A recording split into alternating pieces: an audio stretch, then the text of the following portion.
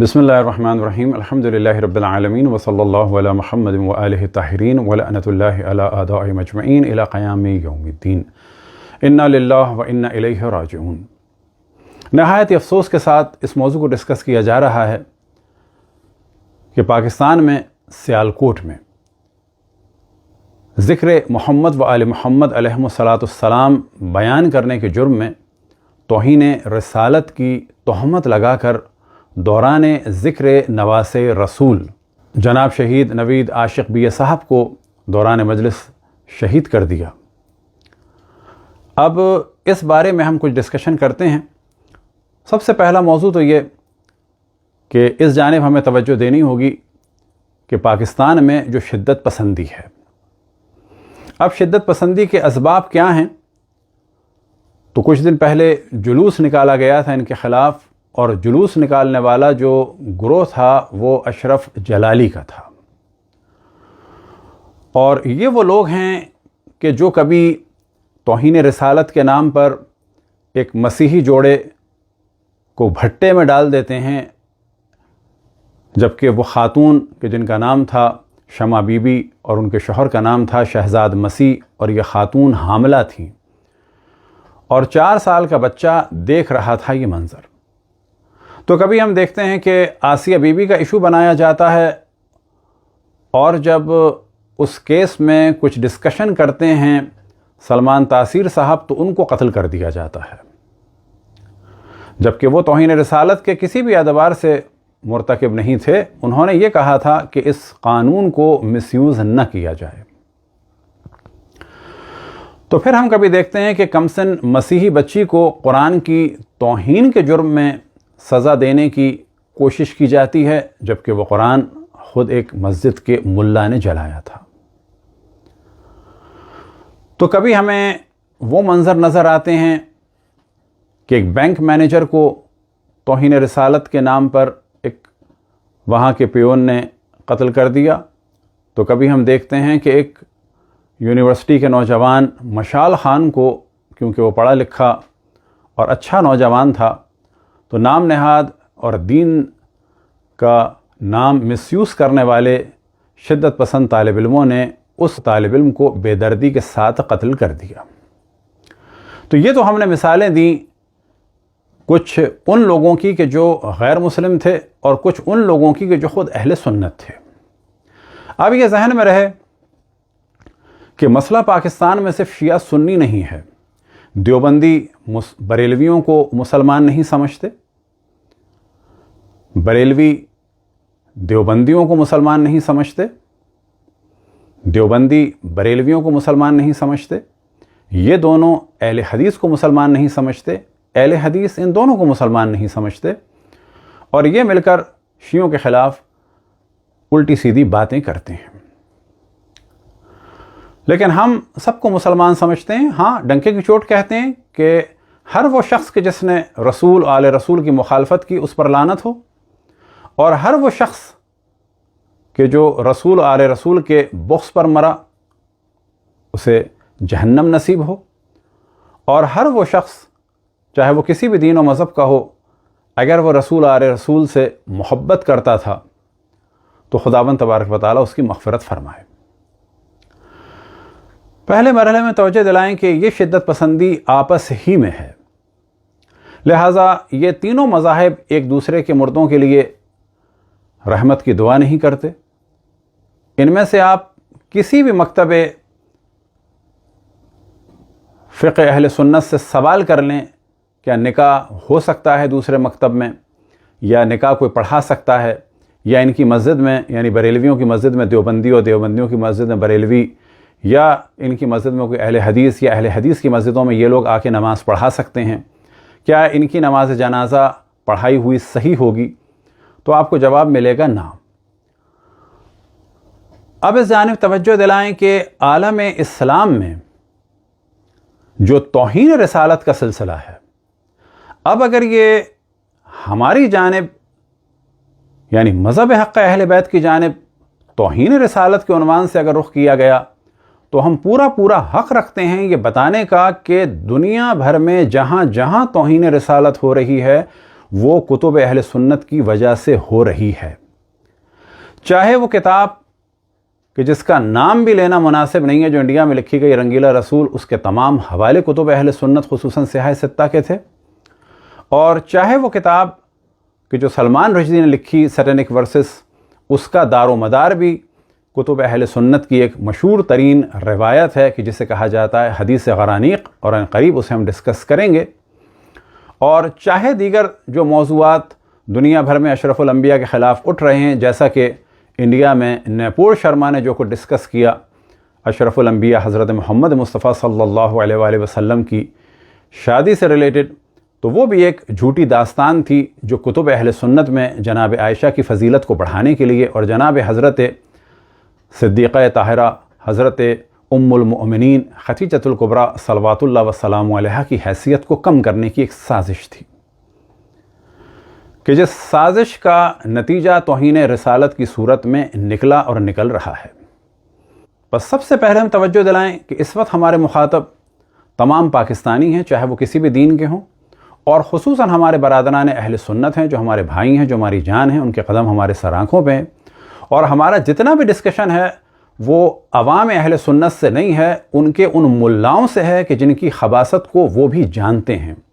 کہ جن کی خباثتوں میں سے خباثت کے لیے اتنا کافی ہے کہ جب وہ رسول اللہ صلی اللہ علیہ وآلہ وسلم کا نام لیتے ہیں تو بہت سنبھل کے نام لیتے ہیں، کہیں آل پر صلوات نہ نکل جائے۔ جب امام حسن امام حسین علیہم السلام کا ذکر کرتے ہیں تو ہر ایرے غیر نتھو خیرے کے ساتھ امام لگانے کے لیے تیار ہیں، لیکن امام حسن امام حسین علیہم السلام کہ جن کے لیے اشرف الانبیاء نے فرمایا صلی اللہ علیہ وآلہ وسلم نے الحسن والحسین امامان، ان کے لیے لفظ امام نہیں نکلتا بلکہ سیدنا یا حضرت حسن اور حضرت حسین کہہ کے، جبکہ جیسا کہ ہم نے عرض کیا کہ فاسقوں اور فاجروں کے ساتھ حتیٰ سعود کے ساتھ امام لگا دیتے ہیں، جیسا کہ سعودی عرب میں یونیورسٹی ہے جامعہ الامام سعود۔ تو توہین رسالت سے کتب اہل سنت بھری ہوئی ہیں۔ اب ہم عوام اہل سنت کی توجہ دلائیں اور تمام پاکستانیوں کی توجہ دلائیں کہ علماء اہل سنت کی پالیسی یہ ہے کہ ان کی کتابوں کی جانب کسی کی توجہ نہ ہو اور کوئی ان کی کتابوں سے چیز نقل نہ کرے۔ لہٰذا انہوں نے فتوے دیے ہیں کہ اصحاب کی جنگوں اور اصحاب کی آپس میں جو نفرتیں اور ایک دوسرے کے قتل عام کے قصے ہیں ان کو بیان نہ کیا جائے۔ یہ انتہائی حماقت کا فتویٰ ہے، کیونکہ اس فتوے میں خود ہی بیان کر دیتے ہیں کہ اصحاب کے مشاجرات اور جنگیں اور اختلافات تھے، اور پھر کہتے ہیں ان کو بیان نہیں کرنا چاہیے، یعنی خود پہلے بیان کرتے ہیں پھر کہتے ہیں نہیں کرنا چاہیے۔ عیناً یہی مسئلہ ہے کہ توہین رسالت سے کتب اہل سنت بھری ہوئی ہیں۔ اب یہ کوشش یہ کرتے ہیں کہ ان کی عوام نہ جانے، لہٰذا ایک پریشر ڈیولپ کرتے ہیں۔ لیکن اب ضروری ہو گیا ہے کہ کتب اہل سنت خصوصاً صحاح ستہ کو کھول کھول کے عوام اہل سنت کو دکھانا ہوگا، تاکہ وہ یہ منافقت دیکھیں کہ جن کتابوں کو صحیح کہتے ہیں انہی کتابوں میں توہین رسالت بھری ہوئی ہے، اور اگر کوئی ان کو ڈسکس کرے تو پھر یہ ان کو قتل کرتے ہیں۔ بالکل ویسے ہی جیسے کہ حضرت عائشہ کی بنائی ہوئی داستان تھی کہ جب انہوں نے ایک غلط فتویٰ دیا کہ بڑی عمر کے افراد کو دودھ پلا کے محرم بنایا جا سکتا ہے، اور جب اصحاب نے امہات المومنین نے سوال کیا کہ یہ تم نے کہاں سے فتویٰ دیا، تو انہوں نے کہا کہ یہ آیت قرآن میں تھی، اور جب رسول اللہ صلی اللہ علیہ وآلہ وسلم دنیا سے رخصت ہوئے تو ہم ان کی وفات کے کاموں میں مصروف ہو گئے، اور قرآن میرے بستر کے نیچے تھا، اور بکری آئی اور کچھ حصے اس کے ورق کھا گئی، اور اس میں آیت رجم بھی تھی، یعنی سنگسار کے موضوع کی آیت، اور ساتھ ہی اس میں بڑی عمر کے افراد کو دودھ پلانے کا بھی حکم تھا۔ تو جناب عائشہ نے اپنے غلط فتوے کو جسٹیفائی کرنے کے لیے خداوند تبارک و تعالیٰ پر تہمت لگائی اور یہ جھوٹی داستان بنائی، لیکن علماء اہل سنت نے اس کو چھپانے کے لیے قرآن بکری کھا گئی داستان شیعوں پہ ڈال کر لاکھوں شیعوں کو قتل کر دیا۔ عیناً یہی کام اب توہین رسالت کے نام سے ہو رہا ہے۔ لہٰذا عوام اہل سنت سے گزارش ہے کہ اپنی کتابوں کو دیکھیں، اپنے علماء کی منافقت کو دیکھیں، اور یہ جان لیں کہ یہ کتابیں جب انگلش میں اور مختلف زبانوں میں ترجمہ ہو رہی ہیں تو مختلف ویب سائٹس پر سے دیکھ کر لوگ اشرف الانبیاء کی توہین کریں گے۔ فرض کریں کل اگر فرانس والوں نے توہین رسالت کی بعض احادیث کو کیریکیچر کے ساتھ اگر لکھ دیا اور ریفرنسز دے دیے تو پھر اب کیا کریں گے؟ اب جاہل افراد جیسے کہ خادم رضوی ان کے لیے تو کہنا آسان ہے کہ ایٹم بم گرا دو، لیکن پڑھے لکھے افراد سوچیں کہ واقعاً ایٹم بم ان لوگوں پر گرے کہ جو کتب اہل سنت کو پڑھ کر رسول کے دشمن ہو رہے ہیں، یا کتب اہل سنت جن لوگوں نے لکھی ان کی مذمت ہونی چاہیے اور ان کتابوں پر بین لگنا چاہیے۔ اب یہ بھی ہم بتاتے چلیں کہ تکفیر کا سلسلہ کوئی نیا نہیں ہے۔ خالد بن ولید نے حضرت مالک بن نویرہ رضی اللہ تعالی عنہ کی بیوی کے ساتھ زیادتی کی، انہیں قتل کیا، مالک بن نویرہ کو ان کے سروں کو کاٹ کر اس پر کھانا پکایا اور اپنے کام کو جسٹیفائی کرنے کے لیے انہیں کافر قرار دے دیا۔ جناب عائشہ نے جناب عثمان کو کافر قرار دیا اور کہا اقتلوا ناصل فقد کفرا، کیونکہ ناصل مدینہ کا ایک شخص تھا جس کی لمبی داڑھی تھی، حضرت عثمان سے اس کی شباہت تھی، تو وہ ناصل کہتی تھیں جناب عثمان کو اور کہتی تھیں کہ یہ کافر ہو گئے ہیں۔ تو یہ تکفیر بھی پرانی ہے اور توہین رسالت بھی بہت پرانی چیز ہے۔ توہین رسالت اگر دیکھنی ہو تو اشرف الانبیاء کی زندگی میں جو سب سے بڑی توہین رسالت نظر آتی ہے وہ اہل سنت کے دوسرے خلیفہ جناب عمر کی زبان سے نظر آتی ہے کہ جب رسول اللہ صلی اللہ علیہ وآلہ وسلم کو انہوں نے نسبت دی حجر، ہذیان اور بکواس کی، اور صحیح بخاری میں جب اس کا ترجمہ بیان کیا گیا تو اشرف الانبیاء حضرت محمد مصطفیٰ صلی اللہ علیہ وآلہ وسلم کے لیے کہا گیا برا رہے ہیں، اور برانا اور بڑبڑانا یہ اردو میں مشترک الفاظ ہیں۔ آج کسی جج سے کہا جائے کہ تم کیا برا رہے ہو تو وہ توہین عدالت کی سزا دے گا۔ یہ پاکستانیوں کی ذمہ داری ہے کہ ججوں سے کہیں کہ آپ کیا برا رہے ہیں، اور جب سینٹ میں یا پارلیمنٹ میں کوئی اجلاس ہو رہا ہو تو وہاں پر ایک دوسرے سے کہیں کہ آپ کیا برا رہے ہیں، اور جب وہ ناراض ہوں کہ یہ کیا زبان ہے، یہ کیا لب و لہجہ ہے، یہ کیوں آپ ہماری توہین کر رہے ہیں، تو بتایا جائے کہ یہ زبان، یہ لب و لہجہ، یہ طرز تکلم اشرف الانبیاء حضرت محمد مصطفیٰ صلی اللہ علیہ وآلہ وسلم کے لیے صحیح بخاری کے ترجموں میں نقل ہوا، اور یہ ترجمہ کیا گیا جناب عمر کے اس قول کا قد غلبہ الوجع اور انہو یحجر اور حجر رسول اللہ اور ان الرجل لیحجر، کہ یہ شخص بکواس کر رہا ہے۔ اب اس جانب توجہ رہے کہ ہمارے بھی کچھ افراد، خصوصاً لاہور کے سامری کے کچھ ایجنٹ جو اس وقت سوشل میڈیا پر ہیں، اور ان میں سے کچھ ایسے لوگ ہیں کہ جن کے بارے میں کچھ نے بتایا ہے کہ یہ فیملی کے اعتبار سے مکس ہیں، کچھ ان کے یہاں قائدیانی ہیں، کچھ اہل سنت ہیں، اور کچھ ان کے یہاں شیعہ ہیں۔ یہ لوگ خصوصاً سوشل میڈیا پر ویڈیوز بنا رہے ہیں ذاکروں کی اور نوحہ پڑھنے والوں کی اور اسی طرح سے منقبت پڑھنے والوں کی، اور ان پر کفر کا الزام دے رہے ہیں۔ اور بلا شک یہ وہی کام ہے جو سپہ صحابہ یا دیگر دہشت گرد تنظیمیں کروا رہی ہیں، خود بھی کر رہی ہیں اور ان سے کروا رہی ہیں، تاکہ یہ کہا جائے کہ شیعوں میں کفر ہے، الحاد ہے۔ تو اس جانب مومنین کی بھی توجہ رہے، اور جیسا کہ میں توجہ دلائی تمام پاکستانی ہمارے مخاطب ہیں، ہمارے جتنے بھی ادارے ہیں، حکومت، وہ جان لے کہ جس نہج پر لے جایا جا رہا ہے یا جس نہج پر قوم کو چھوڑ دیا گیا ہے، یا اگر پالیسی یہ ہے کہ ہر کچھ دن کے بعد ایک ایسا واقعہ ہو کہ جس کے بعد حکومت یا سیاستدانوں سے لوگوں کی توجہ ہٹ جائے، تو یاد رکھیں کہ پاکستان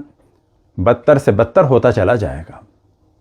لیکن آخر میں ہم خود توجہ دلائیں اپنے برادران اہل سنت کی، وہ ہمارے جان ہیں، وہ ہمارے بھائی ہیں، لیکن اپنے علماء کے اگر کاموں پہ آپ نے توجہ نہیں دی تو بالکل مطمئن ہو جائیں ایک بہت بڑی تعداد دین سے نکل جائے گی۔ اور وہ علماء یہ جانتے ہیں کہ اگر ان کی کتابیں کھل کے پبلک میں آ گئیں